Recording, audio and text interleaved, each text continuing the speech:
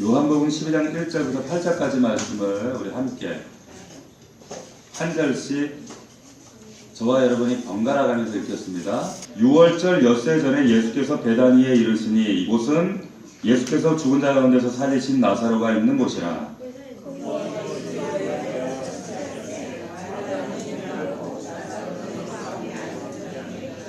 마리아는 지극히 비싼 향유 곧 순전한 나드 한 근을 가져다가 예수의 발에 붓고 자기 털로 그의 발을 닦으니 향유 냄새가 집에 가득하더라.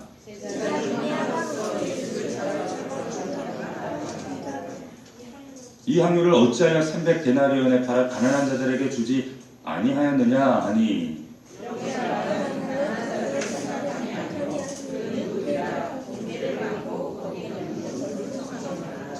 예수께서 이르시되 그를 가만두어 나의 장례할 나를 위하여 그것을 간직하게 하라. 가난한 자들은 항상 너희와 함께 있거니와 나는 항상 있지 아니하리라 하시니라. 아멘. 하나님의 기억 속에 남은 사람들, 이런 제목으로 하나님 귀한 말씀 함께 은혜를 나누도록 하겠습니다. 우리가 잘 아는 향유분 마리아, 그리고 그 집에 또 마르다, 나사로 이야기가 11장부터 이어지는 그런 본문입니다. 우리 인생에서 참 기억 가운데 지워지지 않는 분들이 더러 많이 있죠.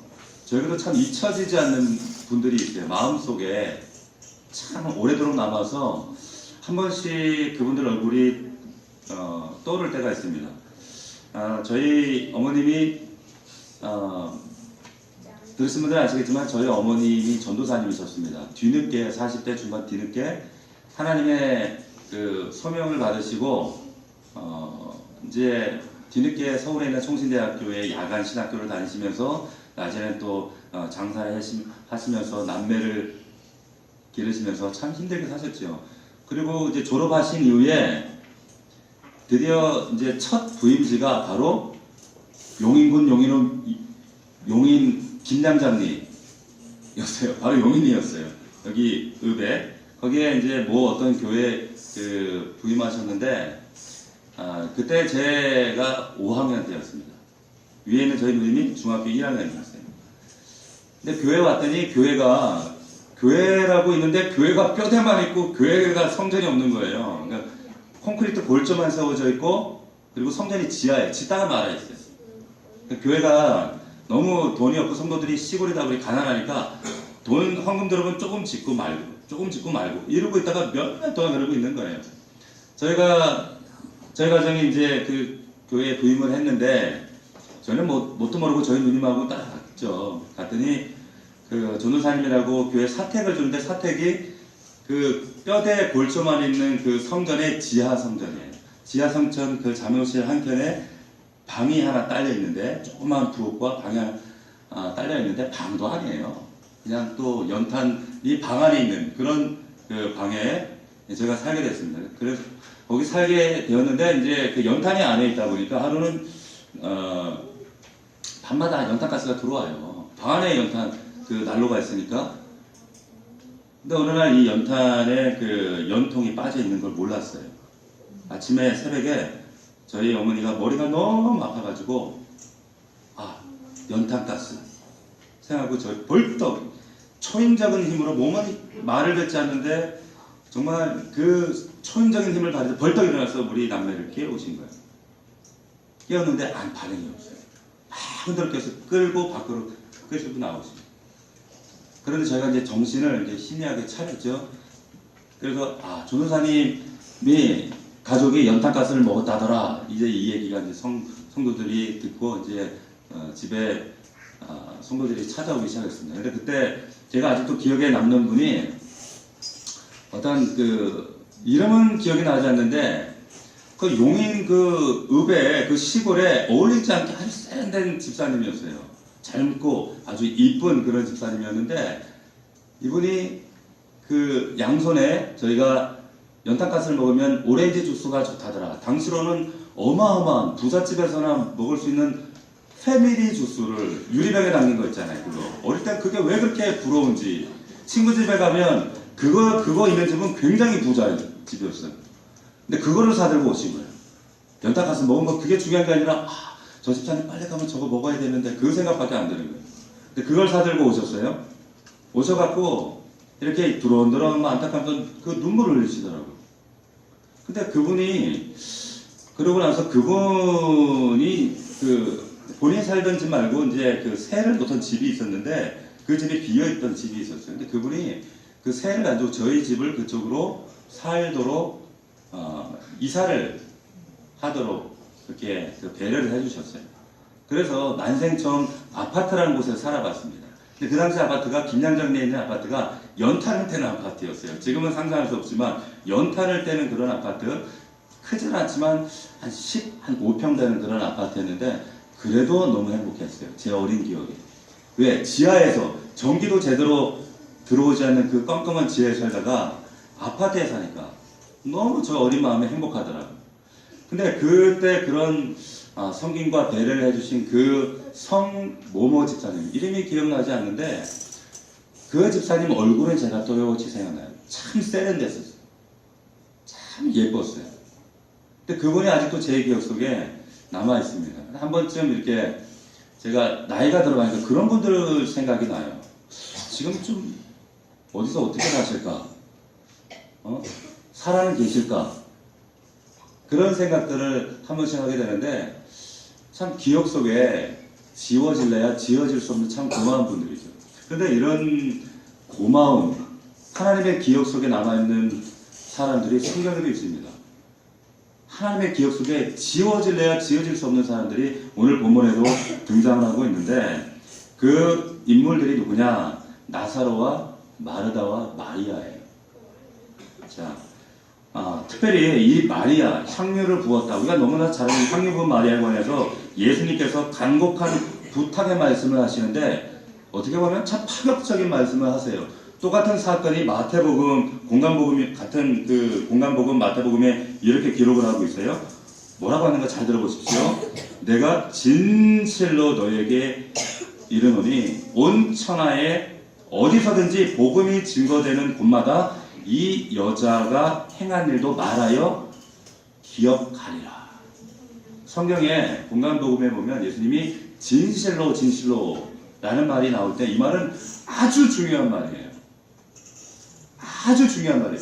그 말을 여러 번 되새김질할 필요가 있습니다. 근데 그 말씀, 예수님이 진실로 너에게 말하는데 니네들이 복음 전한다 전 세계 가도 이 여자 얘기는 빼놓지 말고 꼭 기억해서 말해다오.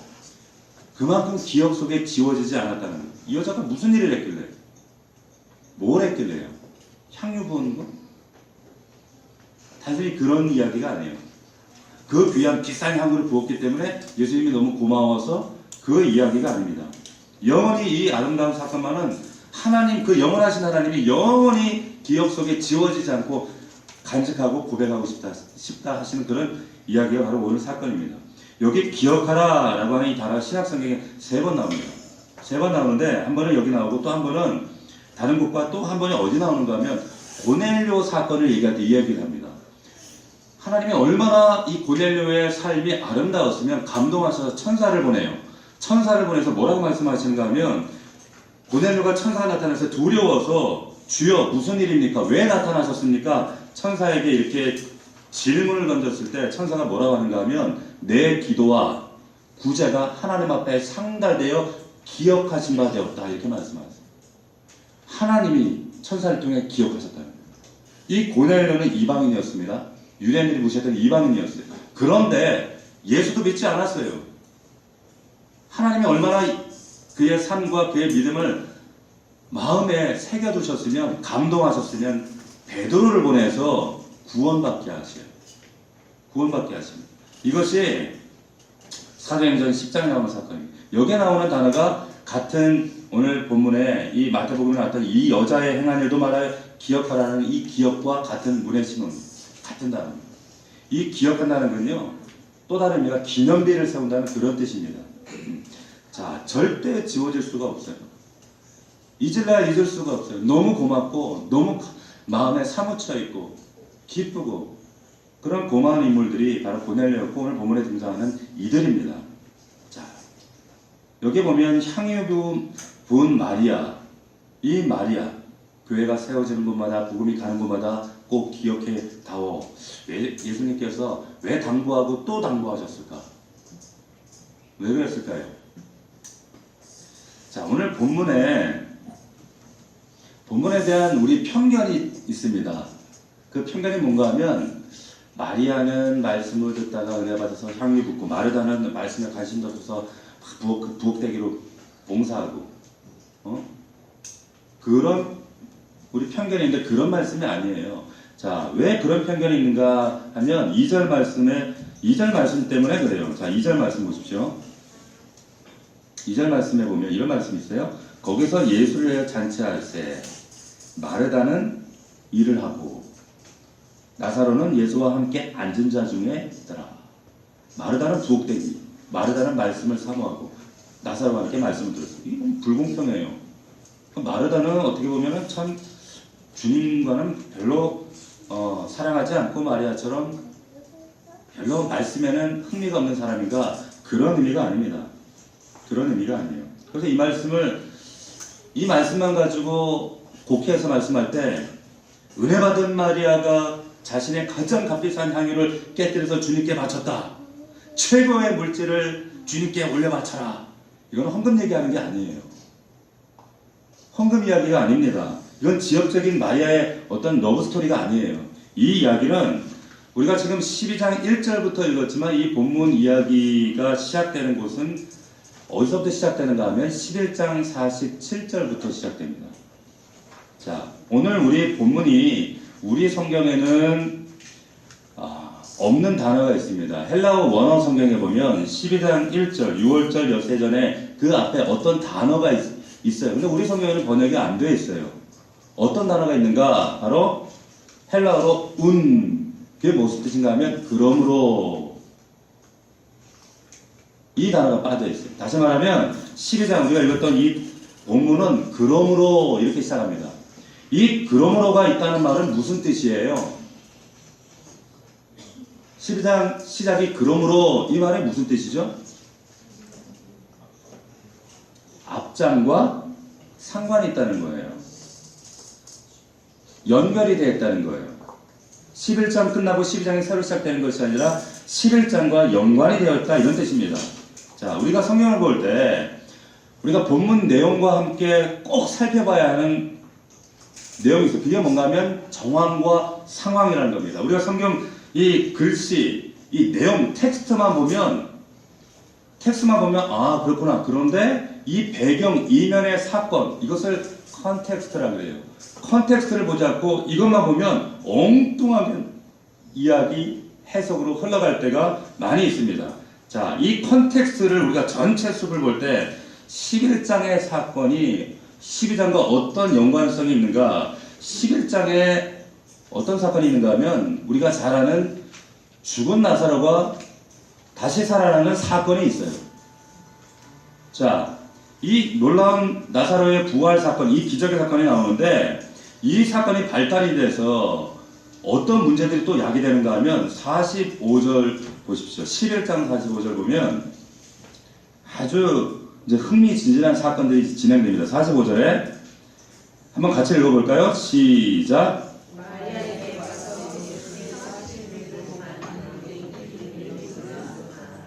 자, 그 44절에 포르노와 다니기아가 나사로를 살렸어요. 근데 이 사건을 본 많은 사람들이 예수님을 따르기 시작하는 거예요. 믿게 된 거예요. 이 사건 때문에 참 어처구니 없게 어떤 일이 지금 발생하는가 하면 사내들인 공회가 열립니다. 사내들인 공회가 열려요. 자, 이 공회는 뭔가 오늘날로 말하면 국회예요. 국회보다 더 많은 권력을 가지고 있는 최고 종교기관에 지금 모인 거예요. 왜 모였느냐? 야, 나사로가 살아났어. 근데 그게 예수가 했대. 자, 이들이 긴급 회의를 하는데 47절 말씀에 보면 그 내용이 나옵니다. 보세요. 제가 읽어드리겠습니다. 이에 대제사장들과 바리새인들이 공회를 모으고 이르되 이 사람이 많은 표적을 행하니 우리가 어떻게 하겠느냐? 만일 그를 이대로 두면 모든 사람이 그를 믿을 것이요 그리고 로마인들이 와서 우리 땅과 민족을 빼앗아가리라. 자, 이런 어처구니 없는 일이 벌어지는 거예요. 자, 이 컨텍스트, 정황과 배경을 여러분들이 잘 이해를 하셔야 돼요. 예수님이 지금 왜 베다니에 계신지, 이 잔치가 어떻게 열리게 되었는지, 그리고 이 사건 이면에 어떤 배경과 상황과 정황이 지금 진행되고 있는지 여러분 이해가 되시나요? 자, 이 최고 종교 의결 기구에서 내려진 의결 내용이 뭔지 아세요? 53절 보십시오. 자, 53절 같이 읽습니다. 시작. 이날부터는 그들이 예수를 죽이려고 모의하니라. 자, 나사로가 죽었던 사람을 살렸어요. 예수도 살렸습니다. 얼마나 기뻐할 일입니까? 그런데 당시 종교 지도자들이 최고의 권력을 이용해서 이 사건 때문에 죽이려고 하는 거예요. 이런 엄청난 계획이 이 잔치 뒤에 이면에 있었다는 거예요. 이 예수를 죽이자라고 하는 결의. 그런데 이 사실을 예수님과 제자들이 알았게요, 몰랐게요? 알았게요, 몰랐게요? 알았어요. 54절 보세요. 자, 54절 같이 읽습니다. 시작.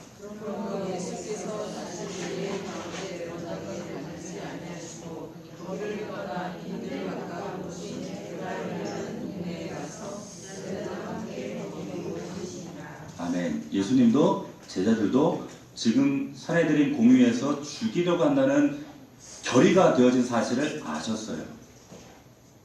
아셨어요. 제자들 알았어요.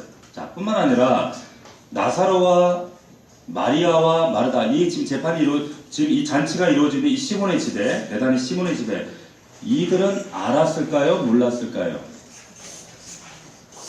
알았을까요? 몰랐을까요? 알았어요. 자, 57절 보십시오. 57절 같이 읽습니다. 시작. 이는 대제사장들과 바리새인들이 누구든지 예수 있는 곳을 알거든 신고하여 잡게 하라 명령하였습니다. 자, 국가의 공식적인 국가기관에서 공개적인 지금 수배령이 내려졌어요. 국가 공식 기관에서 사형 언도가 내려진 거예요. 그걸 모르겠어요? 제자들 예수님도 다 알았어요. 마리아, 마르다, 나사로, 베다니의 시몬이 몰랐어요. 다 알았어요. 그런데 이 잔치가 벌어지고 있는 거예요. 이 잔치가 지금 벌어지는 곳이 어딘가? 성경에 보면 베다니라고 얘기했어요. 이 성경에는 베다니가 두 곳입니다. 저는 가보지 않았지만 이 베다니가 첫 번째는 세례 요한이 그 세례를 베풀던 그 요단강 건너편 베다니가 있어요. 예루살렘과 150km 떨어져 있습니다.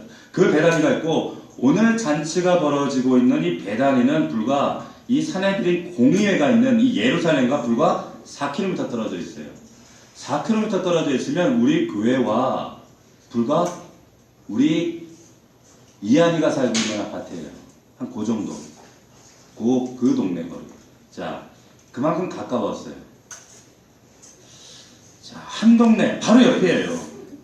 공의에서 일어나고 있는 이 상황을 몰랐을까요? 한 동네인데 알았죠. 예수를 찾으려고 지금 혈안이 되어 있습니다. 그뿐 아니라 나사로까지, 부활한 나사로까지 지금 죽이려고 해요. 보시겠어요? 12장 10절 보십시오. 12장 10절입니다. 같이 읽습니다. 시작. 대제사장들이 나사로까지 죽이려고 모의하니. 나사로 죽이려고 하는 거예요. 왜? 자신들의 그 종교의 그 지식이 많이 약화되기 때문에, 이탈자들이 생기기 때문에 죽이려고 하는 거예요. 자, 여러분 이제 아시겠어요? 이런 상황 가운데 이들이 지금 잔치를 연 겁니다. 나사로와 마리아와 마르다, 집주인 시몬, 도대체 이 사람들이 지금 죽음이 총각에 있는데 이제 무슨 짓을 하고 있는 거예요? 이들이 이런 급박한 상황 가운데서 지금 12장이 시작되는 거예요. 어떻게 시작됩니까? 그러므로. 이해가 되시겠어요? 그래서 그러므로로 시작하고 있는 거예요. 우리 성경에는 빠져 있어요. 근데 헬라어 원어 성경에는 그러므로가 있어요. 자, 이 말이 무슨 말인가 하면 예수님을 위해 배설된 잔치로 열려요. 이 두렵고 위급한 상황 가운데 열리고 있는 거예요. 그래서 12장 2절에 보면 거기서 예수를 위하여 잔치할세, 예수를 위하여, 이 얘기가 나오는 겁니다. 여러분 이쯤 되면 이 잔치가 목숨 건 잔치라는 사실을 우리가 알 수 있습니다. 지금 이 시점에서 예수님이 이제 불과 6일 후면 십자가에 달려 죽으셔야 하는 시간이 다가오고 있어요. 자, 여기 모여가지고 그냥 오늘 모였으니까 건강하게 밥이나 한번 먹자, 그런 잔치가 아니었습니다. 예수를 죽이려고 공개수배가 내려졌어요. 그런데 지금 이들이 생명을 걸고 목숨을 담보하고 예수님을 위해서 잔치하고 있는 거예요.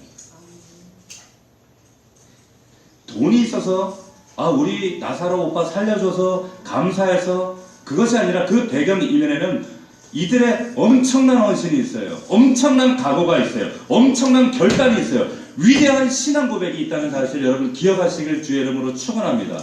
이게 예배예요. 이게 예배라니까요. 이런 목숨 건 예배를 지금 이들이 드리고 있는 거예요. 얼마나 하나님이 감동하셨으면 천하 만국에 교회가 세워지고 복음이 들어가는 곳마다 이 사실 놓치지 마, 말하고 기억하게 해줘. 이쯤 돼야 하나님 마음에 감동이 되는 거예요. 여러분 그런 예배 드리십니까? 지금 이 사람들은 목숨을 건 행동을 하고 있고 목숨을 건 예배를 하고 있는 겁니다. 최고의 헌신, 최고의 예배예요. 나라도 감동하지요. 사람도 감동하지요. 우리 사랑하는 우리 넘치는 가족 여러분, 이런 마음으로 지금 여러분 이 자리에 앉아 계시나요? 이런 마음으로 하나님께 예배 드리십니까? 제사장이 여러분 대속죄일에 이 백성이 사느냐 죽느냐 양의 피를 가지고, 한 마리는 아사셀 광야로 절벽에 떨어뜨려 죽여버려요. 원죄와 자범죄 해결하기 위해. 또 하나는 피를 가지고 1년에 단 한 차례, 엄밀히 얘기하면 한 번이 아니에요. 4번 들어갑니다. 그런데 대속죄일에 한 차례 들어가는 거예요. 그런데 처음에 이제 지성소 안에 향로를 피우기에 들어갑니다. 다시 나와요. 그리고 피를 가지고 들어갑니다. 두 번째 들어갈 땐 제사장 자기 자신의 죄를 가지고 들어가요.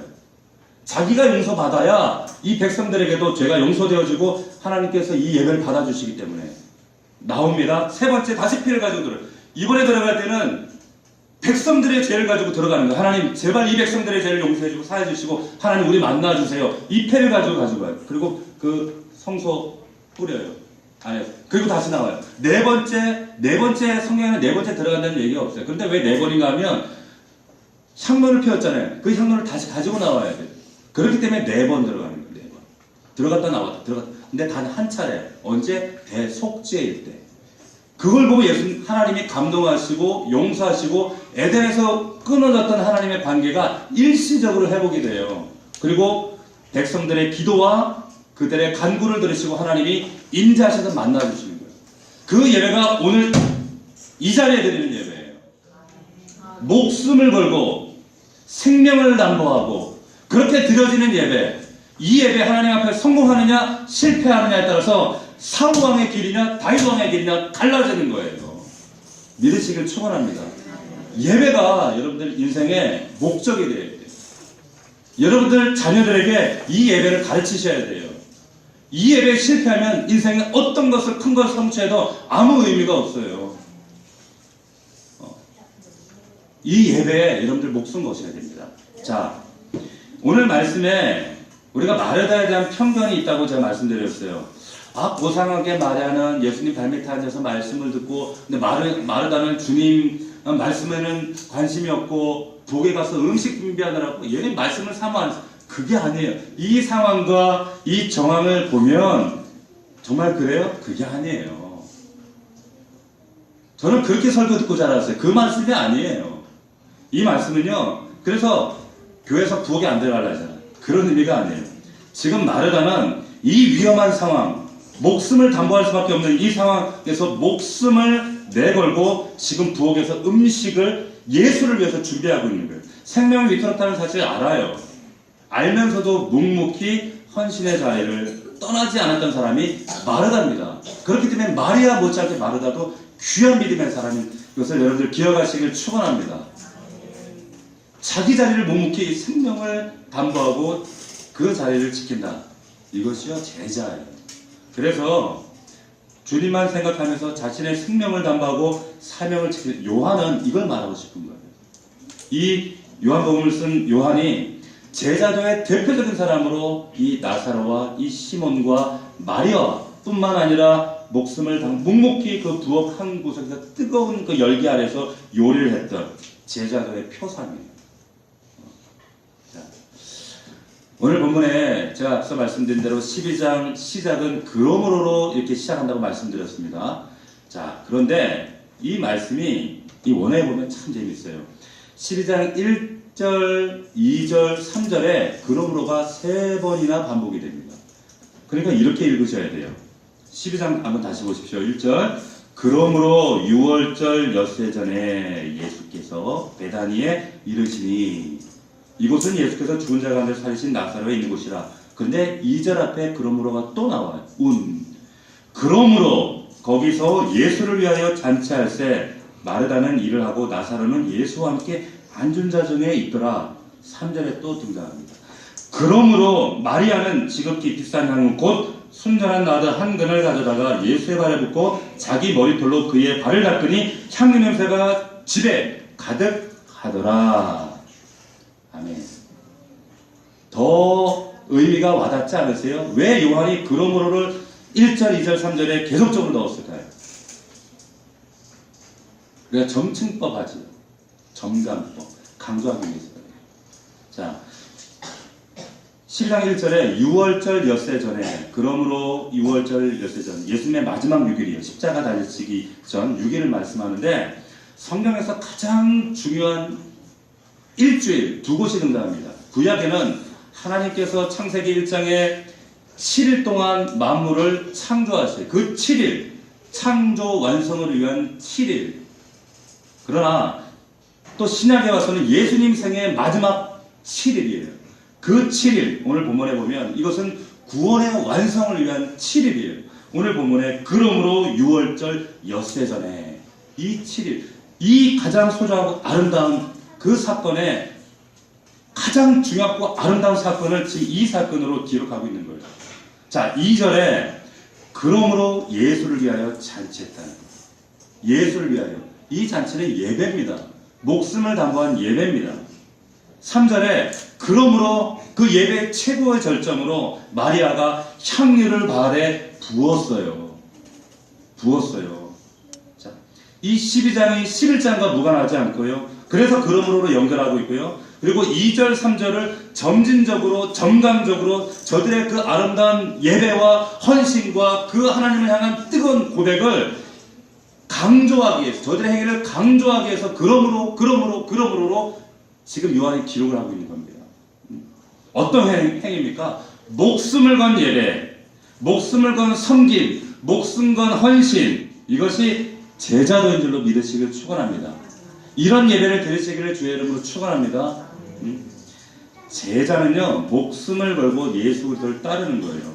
신약 성경에 보면 두 부류의 사람이 등장합니다. 하나는 허다한 무리가 등장해요.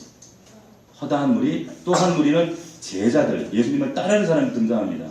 오병이어에 수천 명이 예수님, 와, 기적 베푼다, 와, 자, 오병이어로, 야, 막 고기가 넘쳐나고 떡이 넘쳐난다. 이 기적 보기 위해서 허다한 무리가 몰려들었지만 그 수천 명, 수많은 사람들이 한순간에 본인이 먹어야 될 고기 먹고 말씀 듣고 자기 욕심 다 채우니까 다 재뿔뿔 흩어졌어요. 그러나 남아있던 제자들은 예수님을 쫓아가요. 허다한 무리인가 제자인가? 우리는 허다한 무리가 제자인가? 지금까지 신앙생활 하면서 허다한 무리로 예수님을 쫓았는가? 아니면 제자로 예수 그리스도를 쫓아왔는가? 자, 제자들은 자신의 어떤 오병이어, 떡, 물고기 여기에 목숨 거는 사람들이 제자들이 아니라, 그것이 아니라 자신의 인생의 성공과 성취를 목적으로 하는 종교인들이 아니라 오직 예수 그리스도를 위하여 살아가는 사람들이에요. 이들이 제자들입니다. 그들을 성도라고 하는 거예요. 그들을 그리스도인이라고 얘기하는 거예요. 여러분의 삶이, 여러분의 신앙생활에 이런 제자가 되시기를 주의 이름으로 축원합니다. 참 예배자가 되시기를 축원합니다. 목숨을 내놓는 심정으로 여러분 이 자리에 나오셔야 돼요. 목숨을 담보하셔야 돼요. 우리가 그 해마다 이제 한 2달쯤 지나면 수험생 기도회를 해마다 했어요. 제가 전에 있던 우리 그 본교에서도 이제 10월쯤 되면 뭐 40일 수험생을 위한 기도회, 그리고 당일날 되면 이제 아침 9시부터 시험 들어가는 시간, 그 시간부터 저녁 마침 5시까지 학부모들이 모여서 기도를 합니다. 대부분 이제 엄마들이 오죠. 기도할 때 이제 우리 목사님들이 인도를 했어요. 그 기도하는 모습 여러분 보셨어요? 보셨나요? 진짜 와, 하나님이요. 그 기도 모습만 보면 내용은 그냥 고사하고 그냥 그 기도하는 그 열정적인 그 갈구하는 모습 때문에 하나님 당장 임재하실 것 같아요. 예? 예수님 빨리 재림하실 것 같아요. 그 정도로 열광적으로 하나님, 우리 영숙이, 창숙이, 민숙이, 영철이 이번에 떨어지면 안 돼요.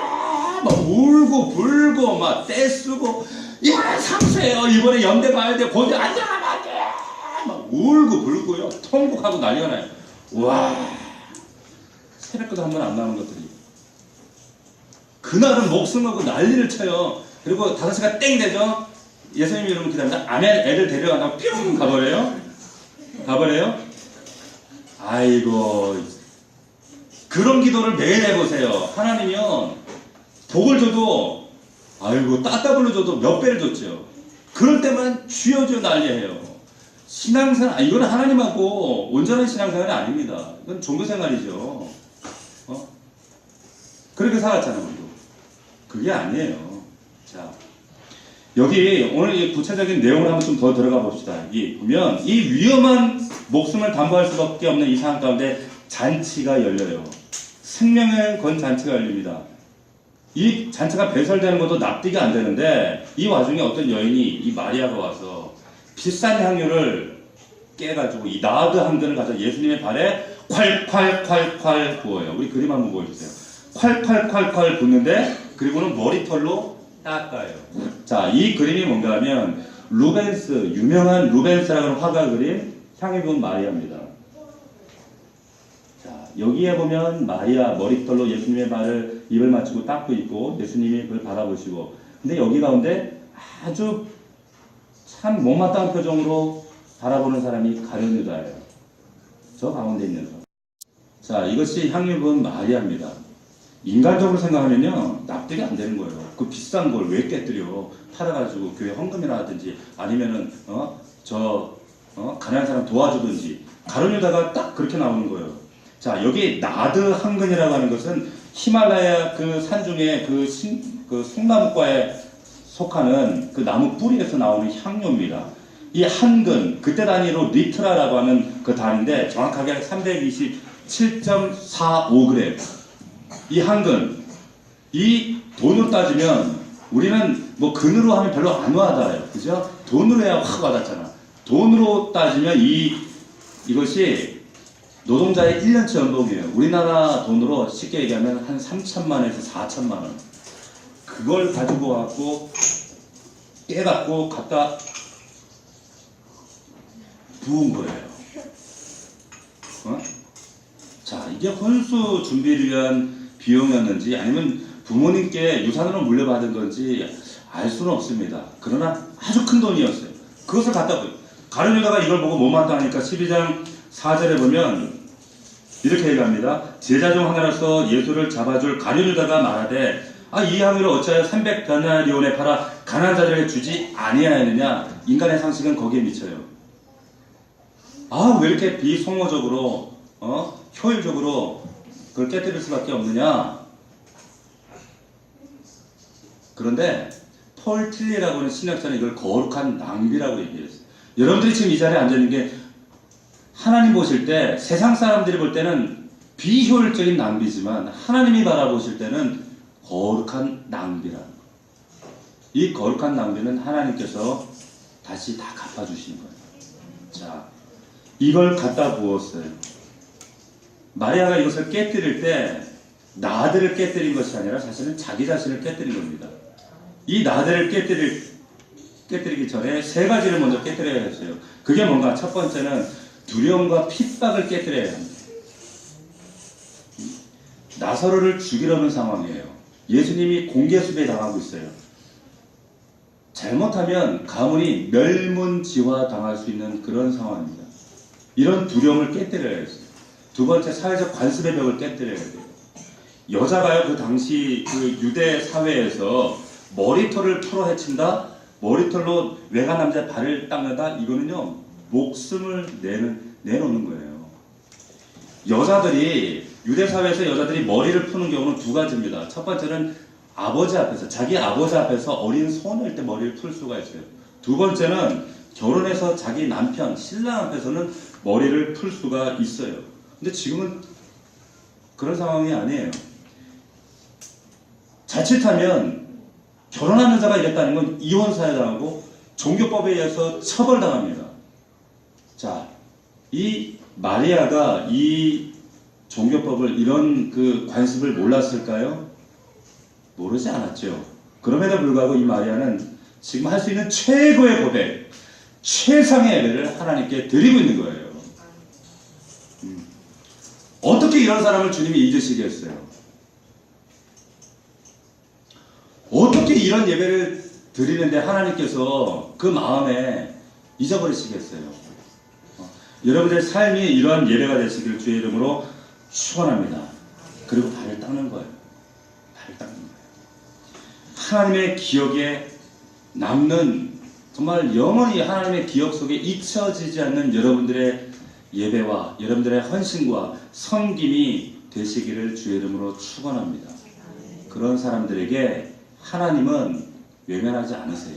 그 기도에 반응하시고, 얼마나 사랑하셨으면 고넬료 같은 사람에게 이방인이었음에도 불구하고 천사까지 보내시잖아요. 그런 은혜와 은총을 받을 자격자들이 다 되시길 주의 이름으로 축원합니다. 예배가 관건이에요. 예배가 관건입니다. 예배에 여러분들 모든 걸 거셔야 돼요. 하나님으로 대우하십시오. 그 첫 번째가 예배입니다. 여러분 자녀들요, 여러분 지금 5살, 4살, 13살 지금 중학생, 이 아이들 다 알아듣습니다. 못 알아듣지 않아요. 다 알아들어요. 지금 여러분들이 삶으로, 예배하는 모습으로, 그리고 하나님과 상대하는 모습으로 하나님을 인격적으로 존귀하게 대우해야 될 그 모습, 우리 아이들이 그대로 보고 그대로 답습합니다. 그대로 따라갑니다. 아이들에게 진정한 예배가 뭔지, 참 예배자가 어떤 사람인지, 사울왕처럼 그렇게 예배 때문에 망하는 자가 아니라 다윗왕처럼 예배로 성공하는, 이 다윗왕의 혈통으로, 그 혈통을 통해 메시아 예수 그리스도가 오시잖아요. 예수 그리스도가 이제 곧 다시 오십니다. 그 예수 그리스도를 다시 준비하는 믿음으로 우리 아이들을 키우시기를 주의 이름으로 축원합니다. 예배가 관건이에요. 오병이어, 그 물고기, 그 세상적인 성공 성취에 쫓아다니는 그런 종교인들로 아이들 키우지 마시고, 우리 그런 종교인 되지 마시고, 진정한 마르다, 이 나사로, 이 마리아처럼 참 제자로 서시기를 주의 이름으로 축원합니다. 그런 주인공들이 되셔야 돼요.